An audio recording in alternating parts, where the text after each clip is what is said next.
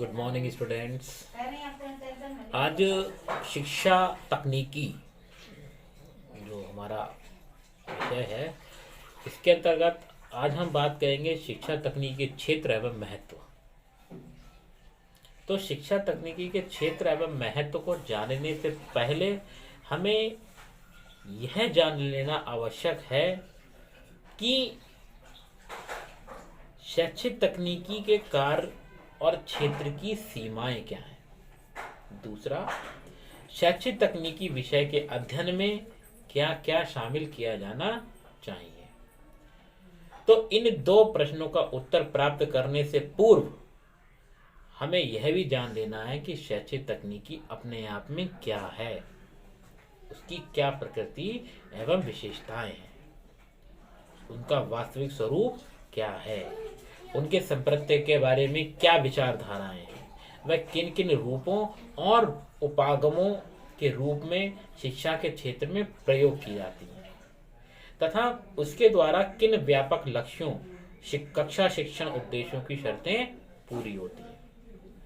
इन सब बातों की जानकारी इस अध्याय में हम ले चुके हैं, परंतु मूल बात यह है कि हमें यह अच्छी तरह से जानना चाहिए कि शैक्षिक तकनीकी शिक्षा जगत से कैसे जुड़ी हुई है और इसका शिक्षा के कार्यों तथा उद्देश्यों की पूर्ति के लिए कहाँ और किस रूप में प्रयोग हो सकता है। शैक्षिक तकनीकी के इस उत्तरदायित्व अथवा कार्यों को ध्यान में रखते हुए कुछ बातें हैं जिनके आधार पर हम यह निर्णय लें कि उसके अध्ययन क्रम में किन बातों से मेरा मतलब प्रकरण एवं विषय वस्तु का समावेशन होना चाहिए। तो किसी भी कार्य की शुरुआत करने के लिए हम सबसे पहले क्या बनाते हैं, उसके उद्देश्य और उन उद्देश्यों का निर्धारण किस तरीके से करना है। ठीक उसी तरीके से शैक्षिक तकनीकी के बारे में जानने से पहले हमें यह जान लेना है कि शैक्षिक लक्ष्यों एवं उद्देश्यों का निर्धारण हम किस तरीके से करेंगे। तो शिक्षा कार्यों की सफलता शैक्षिक लक्ष्यों एवं उद्देश्यों की उचित निर्धारण पर निर्भर है।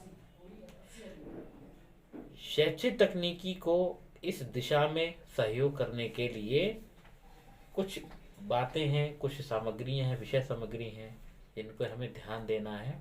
पहला, इस सामुदायिक विशेष की आकांक्षाएं और शैक्षिक आवश्यकताओं का निदान। इन आवश्यकताओं और आकांक्षाओं का निदान हम किस तरीके से कर सकते हैं। तो इसको जानने में पहले देखो दो बातें समझ में आती है। पहला होता है निदान और दूसरा है समाधान। अमूमन क्या होता है ना कि शब्द की जानकारी के अभाव में हम निदान और समाधान दोनों को हम एक ही तराजू में तोल देते हैं, जबकि दोनों में बहुत अंतर है। निदान क्या है, किसी समस्या की पहचान, उसको पहचानने की कोशिश कर रहे हैं कि वो समस्या वाकई में है क्या। फिर पहचानने के बाद हम उसके समाधान पर पहुंचते हैं, उसके हल पर पहुंचते हैं। एक उदाहरण के तौर पर बात करें कि अगर कोई व्यक्ति अगर बीमार हो जाता है, वो डॉक्टर के पास जाता है, तो डॉक्टर पूछता है कि भाई क्या हो गया, कैसे हो गया, कब से बुखार है, क्या खाया था। तो इस तरीके के प्रश्न पूछकर वो क्या है, वो जानने का प्रयास कर रहा है कि आखिर बुखार आया तो आया क्यों। ठीक, उसके बाद वह आपका ट्रीटमेंट करता है। ठीक, इसके अलावा जो है हमारा शैक्षिक जो शैक्षिक उद्देश्य हैं, ठीक, वो कैसे हैं, उनका स्वरूप क्या, वो व्यापक है या संकुचित है। सामान्य उद्देश्यों का निर्धारण, सामान्य व्यापक लक्ष्यों का कक्षा शिक्षण और अधिगम से संबंधित विशिष्ट उद्देश्यों में विभाजन, विशिष्ट शिक्षण एवं अधिगम उद्देश्यों को व्यवहार परक शब्दावली में किस तरीके से हम लिख सकते हैं। ये सारी चीजें शैक्षिक लक्ष्यों तथा उद्देश्यों के निर्धारण में आती हैं। दूसरा हमारा बिंदु होगा पाठ्यक्रम निर्माण का। तो शैक्षिक उद्देश्यों की सफलतापूर्वक प्राप्ति के लिए एक अच्छे पाठ्यक्रम का होना अति आवश्यक है। तो शैक्षिक तकनीकी इस दिशा में भी अपना सहयोग देने का प्रयास करती है, जिसमें कुछ प्रकरण हैं, कुछ विषय वस्तु हैं, उनका समावेशन होना जरूरी है कि उचित अधिगम अनुभवों तथा पाठ्य वस्तु का चयन की गई पाठ्य वस्तु का उत्तम अनुदेशन के लिए सफलतापूर्वक आयोजन, निर्धारित उद्देश्यों, शिक्षण विधियों, साधन और मूल्यांकन तकनीकों के संदर्भ में पाठ्यक्रम की उपयुक्तता को जांचना। तीसरा हमारा आता है शिक्षण अधिगम सामग्री का उत्पादन एवं विकास, production of development of teaching learning material. तो शैक्षिक तकनीकी का यह अंग निर्धारित उद्देश्यों, नियत पाठ्यक्रमों और उपलब्ध साधनों के संदर्भ में सर्वोत्तम शिक्षण अधिगम सामग्री के उत्पादन एवं विकास पर जोर देता है। इस दृष्टि से शिक्षित तकनीकी में कुछ प्रकरण जो है उनको हम समावेश कर सकते हैं, जैसे अभिक्रमित अनुदेशन सामग्री, निर्देशन अधिगम सामग्री, जनसंपर्क माध्यमों में उपयुक्त सामग्री, शिक्षण मशीन में प्रयुक्त सामग्री, शिक्षण और अधिगम के नियोजन एवं पाठ योजना के निर्माण से संबंधित आवश्यक सामग्री का उत्पादन एवं विकास आदि। अध्यापकीय प्रशिक्षण। शिक्षण अधिगम प्रक्रिया में अध्यापक को बहुत ही महत्वपूर्ण भूमिका निभानी होती है। इस दृष्टि से शैक्षिक तकनीकी का एक अध्यापक विभिन्न उत्तरदायित्वों को निभाने के साथ साथ उसका उचित शिक्षण एवं प्रशिक्षण भी आवश्यक है। तो अध्यापकीय प्रशिक्षण में क्या होगा? सबसे पहले हमारे सामने क्या आएंगे? माइक्रो टीचिंग, सूक्ष्म शिक्षण, टीम टीचिंग, अनुरूपित शिक्षण, एकेडमिक गेमिंग, प्रणाली उपागम, अध्यापक व्यवहार शिक्षण व्यवहार, कक्षा अंतर क्रिया व्यवहार, वैदिक अनुदेशन प्रणाली, बहु मध्य उपागम आदि। ये कुछ जो टीचिंग एथिक्स हैं, जो कुछ टीचिंग हमारे प्रोग्राम्स हैं जो अध्यापकीय प्रशिक्षण के अंतर्गत आते हैं।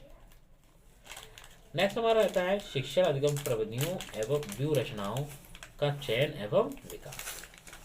तो किसी भी शिक्षण अधिगम प्रक्रिया में शिक्षण अधिगम की प्रविधियों और व्यूह रचनाओं की केंद्रीय भूमिका रहती है। शिक्षण तकनीकी उन प्रविधियों और व्यूह रचनाओं के निर्माण, चयन, विकास में पूरा सहयोग देती है। तो शिक्षण अधिगम के उपलब्ध स्रोतों, उद्देश्यों के संदर्भ में उचित प्रविधियों, व्यूह रचनाओं का निर्माण करना, विकास, शिक्षण अधिगम के क्षेत्र में उपलब्ध विभिन्न शिक्षण प्रतिमान। नेक्स्ट हमारा आता है उचित दृश्य श्रव्य सामग्री विकास एवं उपयोग। तो दृश्य श्रव्य सामग्री का अर्थ एवं शैक्षणिक उपयोगिता, ये आपने पीएन में पढ़ी होगी।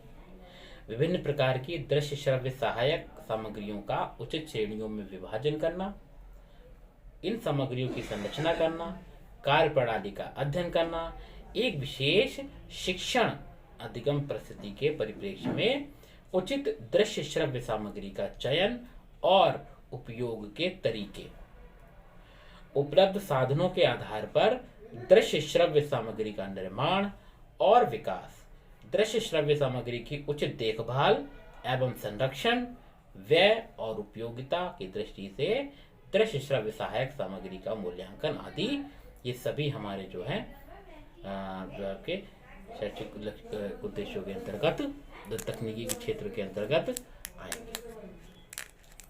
ठीक, नेक्स्ट हम बात करते हैं हार्डवेयर उपागम, हार्डवेयर उपकरण एवं जनसंपर्क माध्यमों का प्रभावपूर्ण उपयोग। तो हार्डवेयर इसमें भी वही है कि जो है जो आपके शिक्षा जगत में बहुत सारे तकनीकी यंत्र, उपकरण, मशीन, संप्रेषण तकनीक, प्रचार साधन, जनसंपर्क माध्यमों का तेजी से चलन चल रहा है और शैक्षिक तकनीकी का इन सभी साधनों से परिचित कराने, उनके उपयोग में पर्याप्त कुशलता लाने का कार्य करती है। तो इस दृष्टि से शैक्षिक तकनीकी भी किसी भी न किसी अध्ययन क्रम में अपना अहम रोल अदा करती है। मूल्यांकन का उचित नियंत्रण एवं पृष्ठपोषण की व्याख्या। तो शैक्षिक तकनीकी में मूल्यांकन तकनीकी के उचित विकास एवं उपयोग द्वारा संपूर्ण प्रक्रिया पर उचित नियंत्रण स्थापित करने एवं प्रपोषण प्रदान करने का कार्य करती है। तो मूल्यांकन तकनीकों के अर्थ, प्रयोजन, विभिन्न प्रकार के मूल्यांकन तकनीकी प्रयोजनों का वर्णन, उद्देश्य, पाठ्यवस्तु, शिक्षण विधियों, मूल्यांकन तकनीकों का पारस्परिक संबंध, उचित मूल्यांकन तकनीकों का चुनाव, निर्माण विकास और समुचित विकास इसी के अंतर्गत आएगा। तो इस तरह से हम कह सकते हैं कि शिक्षण तकनीकी का संबंध शिक्षण अधिगम के हर पहलू से होता है।